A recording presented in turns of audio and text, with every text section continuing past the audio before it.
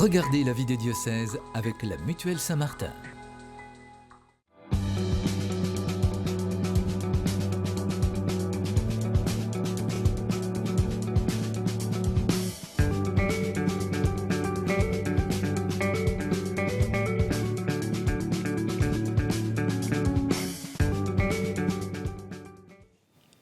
Bonjour à toutes et à tous et bienvenue dans la vie des diocèses. Comme chaque semaine, nous partons à la découverte d'un territoire, d'un diocèse et de son évêque. Et aujourd'hui, direction le cœur de la région Auvergne-Rhône-Alpes pour découvrir le diocèse de Saint-Étienne, un diocèse qui comprend une large partie du département de la Loire avec les arrondissements de Saint-Étienne et de Montbrison. Dans cette émission, nous irons suivre un des week-ends Ado-Loire qui s'adresse aux adolescents à partir de 12 ans et nous évoquerons le parcours Théophile, une formation ouverte à tout baptisé. Quelques mots de présentation sur le territoire sur lequel se trouve le diocèse de Saint-Étienne, au cœur donc de la région Auvergne-Rhône-Alpes. Le département de la Loire se distingue par ses panoramas variés, marqués par la forêt et par de forts contrastes de relief. Une économie marquée principalement par l'industrie et par l'agriculture avec une forte spécificité viande et lait et un territoire de passage au cœur des échanges nationaux et européens en lien particulièrement avec l'Italie et l'Allemagne par l'autoroute. Pour parler du diocèse de Saint-Étienne, je reçois son évêque, Monseigneur Sylvain Bataille. Bonjour Monseigneur. Bonjour. Merci de nous rejoindre. Je viens de donner quelques éléments de présentation de votre diocèse qui ne correspond donc pas exactement au département de la Loire. Comment est-ce que vous pourriez nous présenter les forces vives du diocèse en tant que tel pendant que s'affichent sur l'écran les chiffres des uns et des autres ? Un diocèse en transformation, je crois un peu comme tous les diocèses de France en ce moment, avec quand même beaucoup de laïcs engagés, des prêtres, des diacres évidemment, quelques belles communautés religieuses, des lieux marquants, des lieux de pèlerinage, et puis voilà, une dynamique à la manière de Saint-Étienne. Les choses sont simples, on ne se prend pas au sérieux, mais un mouvement. Je crois que Saint-Étienne a une capacité à rebondir, et pas seulement Saint-Étienne, mais l'ensemble de la Loire. Et je pense que la vie du diocèse est dans cette dynamique-là. On va pouvoir mieux découvrir avec vous ce diocèse, mais pour commencer, quelques points de repère sur votre parcours. Monseigneur Sylvain Bataille, vous êtes donc évêque de Saint-Étienne depuis 2016, membre du conseil permanent de la Conférence des évêques de France. Vous êtes né à Soissons dans l'Aisne, mais vous êtes de l'Oise, où vous avez été ordonné prêtre en 1989 pour le diocèse de Beauvais. Comme je l'ai dit, comme vous êtes né en 1964, vous allez fêter dans quelques semaines vos 60 ans.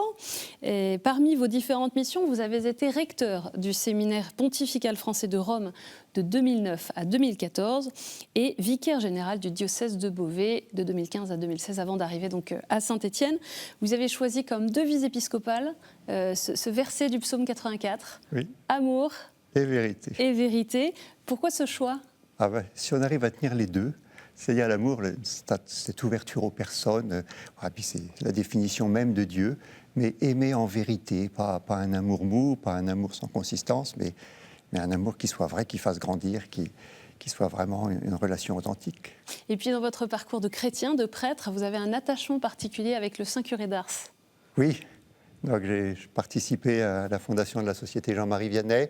On était un certain nombre de jeunes prêtres avec Monseigneur Bagnard, et puis dire... on a besoin d'être soutenu, on a besoin de s'encourager. Et cette figure du curé d'Ars nous a été donnée, un peu par le pape Jean-Paul II d'ailleurs. Et puis, à la fois un prêtre tout simple, totalement donné à sa mission, et nous, avec ce désir de pouvoir le vivre dans une vie fraternelle, au service des missions ordinaires d'un prêtre diocésain. Peut-être une phrase du Saint Curé d'Ars qui vous guide au quotidien, qui vous habite ? Le prêtre, c'est l'amour du cœur de Jésus. Je crois que c'est une belle définition du prêtre. À la fois le cœur de Jésus qui nous donne les prêtres et puis essayer d'aimer à la manière du cœur de Jésus. Et dans les deux sens. Monseigneur Sylvain Bataille, vous êtes rentré la semaine dernière d'un pèlerinage diocésain à Lourdes qui a eu lieu du 15 au 20 avril. 880 pèlerins à Lourdes, dont 155 collégiens et lycéens. On va voir quelques images pendant que vous allez nous en parler. C'est vraiment un moment fort pour vous comme évêque pour voir la diversité du peuple de Dieu. C'est un moment exceptionnel. Donc à la fois cette grande diversité, les jeunes bien présents, pas seulement entre eux, hein, au service, aussi à l'animation des célébrations, il y avait la maîtrise diocésaine, les personnes malades, âgées, au cœur du pèlerinage, et cette fragilité-là, elle ouvre la porte à tout le monde. Les hospitaliers autour, nombreux aussi, des pèlerins ordinaires, voilà, donc une très grande diversité, tous les âges. Et puis quand on est à Lourdes, c'est la simplicité de Bernadette. Donc une fraternité, on est en dehors de nos cadres. Et en même temps, c'est le lieu de la Vierge Marie, elle nous conduit à Jésus. Et entre autres, pour moi, c'est toujours un émerveillement à la fin du pèlerinage de voir le cheminement, les grâces qui ont été données, des personnes qui disent un poids dont j'ai été libéré, un pardon qui était impossible. Voilà, c'est possible. Donc beaucoup de très belles choses. On sent que le Seigneur travaille les cœurs et une expérience de l'Église assez exceptionnelle. Puis pour vous, comme évêque aussi, c'est être au contact, au plus près de ce peuple qui vous est confié. Qu'est-ce que ça transforme en vous ? La joie, ma joie de prêtre et d'évêque aussi, c'est vraiment de saisir le Seigneur à l'œuvre dans le monde et d'être au service de cette rencontre, de ce salut qui est en route. Hein. Et commencer, jamais accompli, évidemment, ce sera dans le royaume, et d'être un témoin privilégié. Dans ma vie de prêtre, toujours ce sentiment on est aux premières loges pour voir ce que Dieu fait. Et puis cette confiance des personnes, on rencontre, ils partagent leur joie, leur peine, on essaie d'encourager, de donner une parole de foi, et puis ensuite, on voit comment est-ce que le Seigneur travaille les cœurs, et ils viennent vous partager ensuite ce qu'ils ont vécu, ce qu'ils ont reçu de Dieu, et c'est quand même fabuleux. On va parler maintenant des week-ends Ado-Loire qui existent depuis 8 ans dans le diocèse de Saint-Étienne. Ces temps forts ont lieu 3 fois par an pendant les vacances scolaires et s'adressent aux adolescents, collégiens et lycéens dès 12 ans. Au programme, louanges, adoration, prières, sacrement de la réconciliation, témoignages et détente, jeux, bien sûr. C'est un cadre propice pour vivre une rencontre personnelle avec le Christ. Nous étions présents au 30e week-end Ado-Loire qui avait lieu du 1er au 3 mars dernier. Et notre reporter Ophélie Marien a tout particulièrement suivi les Sentinelles, ces animateurs de plus de 18 ans qui organisent le rassemblement et se mettent au service des plus jeunes.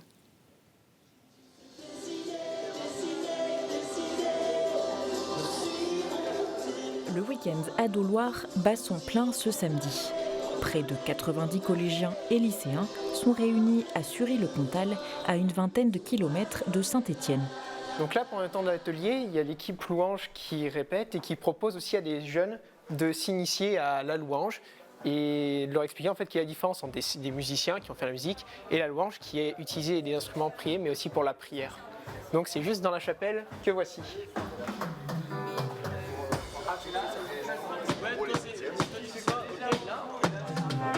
Une manière d'exprimer sa foi qui touche particulièrement les jeunes. On a la chance ici d'avoir une louange très animée avec une équipe louange vraiment pleine d'énergie.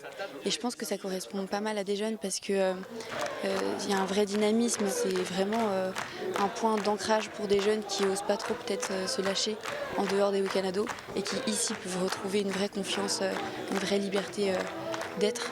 Et moi je sais qu'en tant que jeune, ça m'avait vraiment porté dans la foi.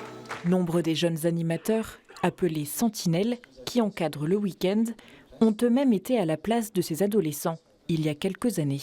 Une transmission de relais qui perdure dans le temps et permet de continuer à annoncer le Christ de jeune à jeune. J'ai fait le premier week-end ado de Loire et on est au 30e actuellement. J'étais pas baptisé avant de commencer les week-ends ados, donc j'étais baptisé tardivement, on va dire, si on part, c'était à 13 ans. Donc forcément, sans les week-ends ados, j'aurais même pas été dans l'église catholique. Donc en fait, ça m'a apporté ma foi. Je me suis retrouvé dans les week-ends ados. Et donc, pour moi, il est normal de pouvoir encore permettre à des jeunes de rencontrer le Christ. Claire et ange gardien, un rôle proposé à partir de 16 ans aux lycéens présents au week-end ados. Le début d'une transmission de responsabilité aux plus jeunes. Ce qui est chouette ici, c'est d'être entre jeunes. Même ceux qui sont là pour nous encadrer sont jeunes. J'espère bien sûr pouvoir continuer en tant qu'adulte après,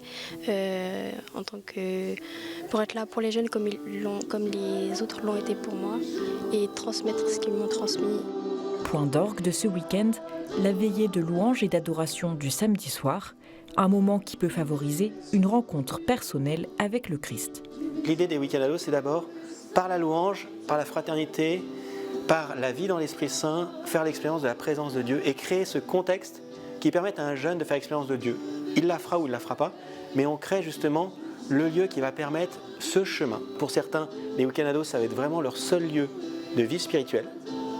Pour d'autres, de familles chrétiennes, vivant dans les aumôneries, messe du dimanche, scoutisme et autres, voilà, on dirait, je dirais un plus. Donc on a tous ces jeunes-là, et pour ces jeunes-là, c'est vraiment cette expérience de Dieu qui va permettre d'être des adultes dans la foi. Les week-ends Ado-Loire, un bel exemple de l'évangélisation des jeunes par les jeunes qui aident des adolescents à approfondir leur expérience personnelle de l'amour de Dieu. C'est un témoignage assez réjouissant, hein, ce reportage des week-ends Ado-Loire. Oui, c'est surtout la réalité qui est réjouissante, qui me réjouit beaucoup comme évêque. On a quand même des jeunes formidables, hein, que ce soit à travers les week-ends ados. On a vécu la Lourdes, on est allé avec eux au JMJ, une partie, Émeric entre autres était avec nous. Et puis on est allé à Assise, on a pèlerinage pour les lycéens à Assise. Il y a un dynamisme des jeunes qui est assez extraordinaire, des jeunes qui ont la foi, qui ont envie de communiquer, certains qui découvrent dans les confirmations. Là, j'ai encore célébré il y a 15 jours, et des jeunes, deux jeunes, famille chrétienne qui se posait un tas de questions sur la foi, et puis qui avait un bon ami qui était complètement athée, et puis qui a été touché par le Christ. Un jour, sa grand-mère l'a emmené à la messe, sans que, voilà, par surprise. C'était la première fois de sa vie à 14-15 ans. Et puis, voilà, c'est cette expérience spirituelle qui nous précède toujours, et des jeunes qui se mettent en route. Et puis les jeunes qui évangélisent voilà. les jeunes, qui transmettent à d'autres ce qu'ils ont reçu. Justement, il est allé voir son ami en disant « il faut que tu me parles de Jésus ». Alors l'autre, ça l'a un petit peu secoué. Et ils ont été confirmés il y a 15 jours, quoi. Donc aujourd'hui, c'est des expériences qu'on fait en permanence. On perçoit que le Seigneur touche les cœurs. En ce moment, nous lisons les Actes des Apôtres à la première lecture pour l'Eucharistie, où on voit comment est-ce que l'Esprit Saint précède les apôtres. Ils étaient entre juifs, et bien il est donné en abondance aux païens. Puis il dit, mais il est là, il nous faut accompagner, mais comment est-ce qu'on accompagne, comment est-ce qu'on le fait de la bonne manière? C'est vraiment notre défi en ce moment dans l'Église. Ces expériences de conversion un peu inattendues, on y est aussi affronté de manière heureuse avec les catéchumènes ou les nouveaux baptisés. Dans le diocèse, il y a eu 61 jeunes et 35 adultes qui ont été baptisés pendant la nuit de Pâques. Quelles sont les particularités de ces nouveaux baptisés? Alors souvent, une expérience de Dieu, un peu indépendamment de tout. Alors ça dépend, hein. Il y en a qui sont de famille chrétienne, mais de culture chrétienne, on n'a pas baptisé, tu seras libre. Bon, puis du coup, on ne va pas au caté, et à un moment ou l'autre, ces jeunes sont touchés. Donc souvent, ce qui me frappe dans leurs lettres, entre autres dans les lettres de demande de baptême, puisque l'évêque a la joie de recevoir toutes ces lettres, c'est j'ai perçu cette présence de Dieu sans savoir qui il est, comment le parler, voilà. Et il y a des fois, ça dure un certain temps. Souvent, la deuxième étape, c'est je vais sur Internet. Aujourd'hui, moyen de communication, et ça permet de se renseigner un peu à distance. Troisième étape, j'achète une Bible. À nouveau, expérience spirituelle, touchée. Alors bon, on commence par le début, puis ça ne marche pas. Oui. Et puis ensuite, on trouve un tuto qui vous met dans l'Évangile, et ça va beaucoup mieux. Et puis enfin, ce moment de contact avec l'Église. D'où toute notre question en ce moment, comment est-ce qu'on rentre en contact avec les personnes? On sait que le Seigneur touche beaucoup de cœurs, mais beaucoup n'osent pas rentrer dans une église. Je ne suis pas chrétien, je ne saurais pas faire, je ne suis pas capable, je ne suis pas digne. Et donc c'est aussi à nous d'aller vers. C'est aller vers et accueillir. Exactement. Les deux sens. Comme dans les actes en ce moment. Oui. C'est-à-dire, les apôtres, les gens sont touchés le jour de la Pentecôte. Ils reçoivent l'Esprit Saint et ils sortent dehors, les apôtres, et on voit nos jeunes, ils ont l'Esprit Saint et ils sortent et ils ne craignent pas de témoigner. Et en face, des gens qui sont touchés au plus profond et qui cherchent, et voilà, et ça rencontre. Vous avez été pendant 14 ans supérieur de séminaire, et la question de l'appel des vocations, c'est aussi un sujet important pour vous. Votre deuxième lettre pastorale parlait de la vocation. Elle était intitulée « Prions le maître de la moisson ». Qu'est-ce que c'est pour vous comme évêque, comme pasteur, de susciter ces réponses aux vocations? Alors mon expérience dans les séminaires, dans la formation des prêtres, c'est vraiment la réalité de l'appel de Dieu. Le Seigneur choisit certaines personnes pour être tout à lui. Alors ensuite, il faut que la personne, d'abord, elle ait une vie spirituelle pour pouvoir le comprendre, l'entendre, cet appel intérieur. Et puis, il faut aussi qu'elle fasse une expérience du service pour être capable de se donner, pour avoir découvert la joie du don. Sinon, on risque de rester éternellement à se poser des questions. Peut-être que je suis appelé, mais j'ose pas. Et puis le temps passe, et puis c'est trop tard. Mais vraiment, aujourd'hui, le Seigneur appelle. Et il y a des jeunes qui ont vraiment cette énergie et cette foi pour répondre. Je suis assez confiant pour l'avenir. Par contre, j'ai demandé à tout le diocèse de prier pour les vocations, puisque c'est la consigne que le Christ nous donne. Prier le maître de la moisson d'envoyer des ouvriers à sa moisson. À chaque messe, nous avons une petite texte de prière pour des pasteurs, des consacrés, et on sait l'importance des religieux, des missionnaires, et les laïcs qui ont le feu, c'est aussi fabuleux pour la vie de l'Église. Et puis ensuite, à nous de savoir les accueillir et d'avancer tous ensemble. C'est une bonne transition. Merci Monseigneur Sylvain Bataille pour parler du parcours Théophile qui existe depuis 3 ans, qui est ouvert à toute personne baptisée ou en chemin et qui n'est pas réservé aux laïcs en mission ecclésiale. Cette formation théologique en 2 ans se veut simple et accessible à tous car il est important de connaître et comprendre le contenu de la foi des apôtres pour pouvoir en témoigner davantage. Catherine Huron, responsable du service diocésain de la formation, nous explique à quels besoins peut répondre le parcours Théophile. Pour vivre la mission, c'est important d'être bien à l'aise, bien au fait avec sa propre foi. Et la conversion de la communauté, elle commence aussi par notre propre conversion, donc la connaissance et l'expérience de notre foi. On vit dans une société où les chrétiens sont de moins en moins nombreux et posent question. Je pense que se former, ça nous permet d'être à l'aise avec notre foi et de pouvoir témoigner auprès de tous ceux qui ne connaissent pas le Christ, qui sont de plus en plus nombreux. Alors c'est pas toujours évident, mais je suis certaine que la formation, ça contribue à ça. Là, en lisant les retours des étudiants, je me rends compte que pour beaucoup, l'idée, c'était de trouver des réponses à des questions que eux se posaient ou aussi des questions que leurs enfants ou leur famille leur posent. Et se former théologiquement, ça permet de trouver les mots pour dire sa foi. Parce que la foi, on la vit, mais l'exprimer, c'est différent, c'est plus compliqué. Alors on voit dans ce parcours Théophile à la fois la dimension fraternelle de la vie chrétienne et puis la formation. Voilà, et ça a été un choix du diocèse ces dernières années de l'ouvrir très largement. Avant, ils étaient des personnes spéciales envoyées par les curés. Et on s'est dit non, il faut qu'on ait le maximum et on a multiplié par 2 ou 3 le nombre d'étudiants. Donc ça veut dire qu'il y a des gens qui répondent, qui sont motivés pour y participer. Oui, alors ça commence déjà par... On a une petite formation pour les paroisses qui s'appelle La Flore, qui est une formation locale, en 6 rencontres qui abordent les grands sujets de la foi. Je fais d'ailleurs une des 6 rencontres, ça me donne des belles occasions d'échange. Je fais celle sur l'Église, il y en a une sur le credo, il y en a une sur la morale, enfin bon. Donc formation fondamentale dans les fondamentale dans les paroisses, 3 heures, 2-3 heures, avec un temps d'échange, de formation. Et ça donne à beaucoup de personnes le goût de la formation derrière. Et du coup, on dit, l'étape suivante, si vous voulez approfondir votre foi, c'est Théophile.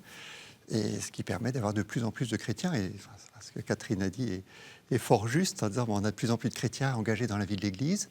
Donc, comment est-ce qu'on les prépare à cette mission-là? Parce qu'on a à connaître sa foi, à l'approfondir. On articule aussi la dimension spirituelle. Il y a toujours un temps spirituel dans la formation, parce qu'évidemment, on n'apprend pas Dieu comme on apprend à découvrir les astres. C'est une personne vivante, il s'agit d'entrer en relation. Et puis ensuite, ça permet à des personnes de développer leur goût du Christ, le goût de chercher, le goût d'approfondir la foi, et puis de se retrouver. C'est aussi une dimension diocésaine, une dimension d'église. On a une maison diocésaine qui rassemble beaucoup de choses, lieu de formation, et puis ça donne un tas d'occasions de contact, de rencontres. Vous avez également une équipe diocésaine de transformation missionnaire. Alors c'est une expression très à la mode qu'on entend dans plein de diocèses. Et qu'est-ce que ça veut dire dans le diocèse de Saint-Étienne, la transformation missionnaire? Alors effectivement, c'est la joie de l'évangile du pape François. C'est-à-dire, on a à communiquer cette joie. On était dans une logique pastorale et qui correspondait à 1000 ans d'histoire de l'Église, avec des paroisses très structurées, bien organisées, et avec une transmission de la foi qui se faisait naturellement. Et donc, il fallait répondre à des demandes, et le faire de la bonne manière, et ça a apporté quand même énormément de fruits, des générations de chrétiens. Aujourd'hui, on n'est plus dans cette situation-là, on n'est plus dans la transmission automatique. Par contre, on est avec des personnes qui cherchent, qui choisissent, qui découvrent, qui peuvent être loin de la foi. Et donc, c'est une toute autre approche. On n'est pas forcément né dans la communauté. Donc, les personnes qui arrivent, comment est-ce qu'on accueille? Je pense que la question de l'accueil, elle est décisive.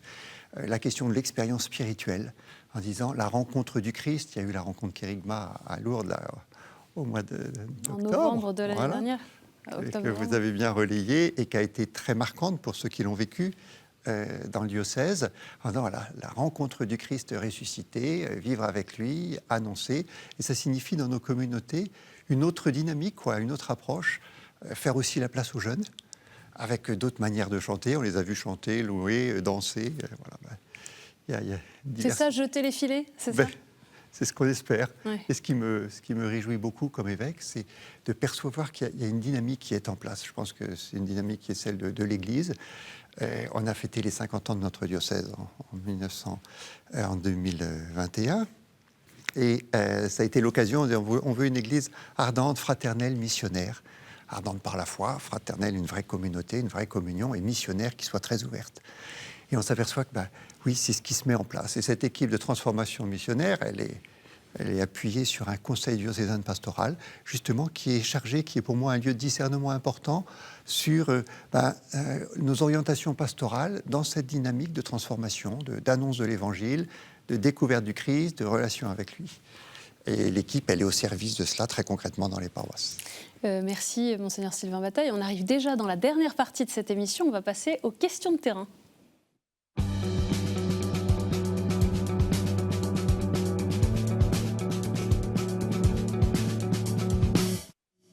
Et on a une première question de Claire. Bonjour mon père, j'avais une petite question. J'aurais bien voulu savoir quelle était votre première réaction le jour où vous a appelé à être évêque. Eh bien, je vois que ça n'a pas été une surprise complète, parce qu'il en était un peu question.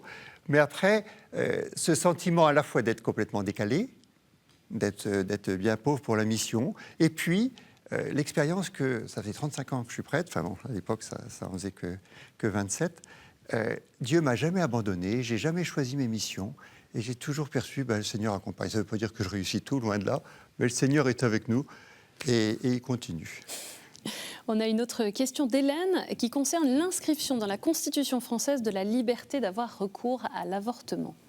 Bonjour mon père, j'aimerais savoir si mon père, vous êtes prêt avec les autres évêques français et les prêtres à efficacement vous impliquer dans la sécurisation des médecins et du personnel soignant qui ne voudraient pas faire ce geste de tuer le fœtus, l'embryon, le petit enfant. Voilà. Merci mon père. Oui, Hélène, dans la lettre de Saint-Étienne, la dernière, j'ai fait tout un éditorial sur ce sujet, parce que je crois que c'est une question qui est grave, le sens de la vie, de servir la vie. Enfin, on a perdu beaucoup de repères. Il me semble que la question de fond, c'est une question de culture de la vie, et sur le fond, c'est une question d'évangélisation. Et que la meilleure réponse, c'est de vivre la foi. On sait que dans les premiers siècles, il y avait un droit de vie et de mort. Il a fallu que l'Évangile pénètre en profondeur. L'Évangile ne pénètre plus en profondeur les couches de notre société, et on arrive à des choses d'une grande gravité. Il faut un combat politique, et il est mené, mais c'est d'abord une question de fond, et l'annonce de l'Évangile, et je pense qu'on est bien parti pour ça. On a une dernière question d'Ambroise. Bonjour Monseigneur, quel conseil donneriez-vous aux jeunes qui veulent s'affirmer en tant que chrétiens dans un monde qui recule dans la foi? Ambroise, je crois que tu es déjà un bon modèle, on se connaît bien, de jeunes qui veut vivre sa foi, qui n'a pas peur. Je pense que c'est d'abord la prière. C'est-à-dire que s'il n'y a pas cet attachement fort au Christ, eh bien, on ne va pas y arriver. Sinon, ça devient du militantisme qui va être très, très superficiel. Attaché au Christ, et puis oser avancer dans la vie, donne le meilleur, que le Seigneur t'éclaire, que chacun soit éclairé sur sa propre vocation, et puis ensuite de faire confiance. Notre monde attend, a soif, alors allons-y. On va terminer, Monseigneur Sylvain Bataille, avec peut-être des rendez-vous que vous voulez lancer. Il y aura une grande journée proposée à tous le 28 septembre prochain. Voilà, alors on a quelques beaux rendez-vous. On a un premier rendez-vous, on a un festival, musique chrétienne, jeune, très contemporaine au Mon-Dieu, qui est le 6-7 juillet. Vous commencez par le plus récent, vous voilà, avez bien raison. Excusez-moi, moi je suis très chronologique. Et puis après, on a notre deuxième rendez-vous qui est une journée mission où on souhaite que toutes les paroisses en mettent en commun nos initiatives et on se soutienne. Ça, c'est le 28 septembre. C'est le 28 septembre. À la maison diocésaine. Et puis on a un troisième gros rendez-vous qui va être en octobre 2025 pour une grande fête diocésaine, mais alors là où on veut inviter très très large. Donc on a de quoi noter sur nos agendas, le festival au Mon-Dieu début juillet, voilà. Le 28 septembre la grande fête avec la journée mission pour les paroisses et la grande fête diocésaine d'octobre 2025. Les rendez-vous sont lancés. Merci beaucoup, Monseigneur Sylvain Bataille, d'être venu. Merci à vous et merci à nos auditeurs de nous avoir écoutés. Merci d'être venu sur le plateau de la vie des diocèses. Pour en savoir plus sur le diocèse de Saint-Étienne, le site internet, c'est diocèse-saint-étienne.fr. Vous aurez toutes les informations sur les rendez-vous évoqués. Puis cette émission, vous le savez, est à retrouver sur ktotv.com. Merci encore pour votre fidélité. Je vous donne rendez-vous la semaine prochaine.